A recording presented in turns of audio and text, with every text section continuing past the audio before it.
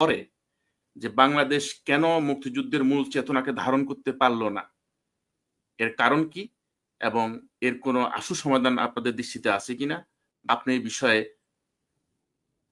আপনার কোনো পরিকল্পনা আছে কিনা, এই ব্যাপারে বুঝতে পেরেছি। কোনো উদ্যোগ হ্যাঁ, নিচ্ছেন কিনা?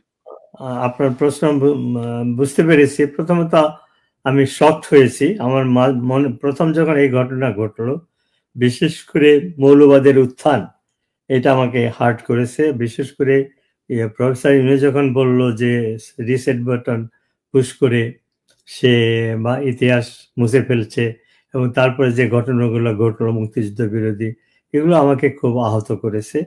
কিন্তু একজন মুক্তিযোদ্ধা হিসাবে আমার সংকল্প হলো আমি মৃত্যু আমার যতটুকু ক্ষমতা আছে এই মৌলবাদের বিরুদ্ধে আমি লড়াই করব, মুক্তিযুদ্ধের চেতনা বাস্তবায়নের জন্য আমি চেষ্টা করব। কিন্তু আমি তো একজন ক্ষুদ্র মানুষ, একজন ব্যক্তি।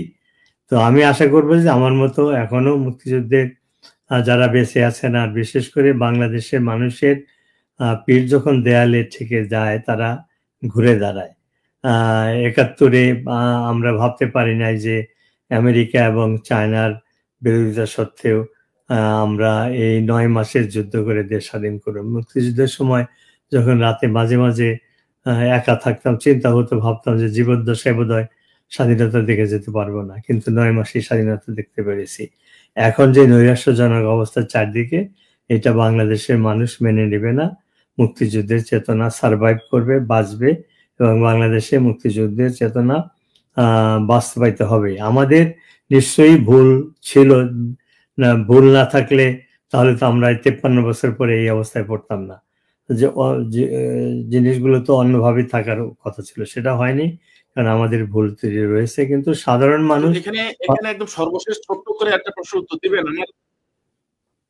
যে আমার একটা প্রশ্ন জাগলো এই কথা যে স্বাধীনতার পর থেকে মুক্তিযোদ্ধাদের মধ্যে বিভক্তি হয়ে গেল কেন? কেন মুক্তিযোদ্ধারা আপনারা একসাথে থাকতে পারলেন না? ছোট করে যদি আমরা সময় শেষ এটার অনেক কারণ রয়েছে। প্রথমত তো ব্যক্তি স্বার্থ। আমরা তখন জাতীয় স্বার্থে যুদ্ধ করেছিলাম, কিন্তু যুদ্ধের পরই দেখা গেল, আপনি সেনা প্রধানদের কথাই বলেন, মানে সিনিয়র আর্মি কমান্ডার একসাথে যুদ্ধ করেছে, কাঁধে কাঁধ মিলিয়ে, একজন আহত হলে জীবনের ঝুঁকি নিয়ে তাকে বাঁচিয়েছে। তাদের মধ্যেই শুরু হলো কামড়াকামড়ি, কম্পিটিশন। তো ঠিক সাধারণ মুক্তিযোদ্ধাদের মধ্যেও তারা আশা করেছিল দেশ স্বাধীন হয়েছে, তাদের ভাগ্যের পরিবর্তন হবে, সেটা হয় নাই।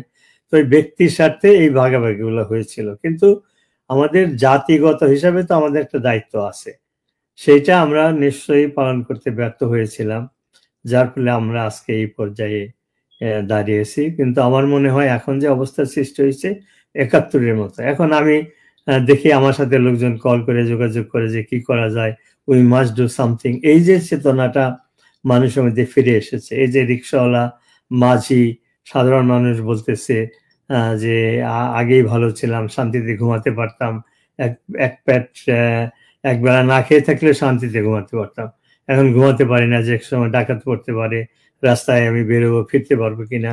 এই যে হতাশাজনক পরিস্থিতির সৃষ্টি হয়েছে, এগুলোই মানুষকে প্রেরণা যোগাবে, শক্তি যোগাবে টু ফাইট ব্যাক।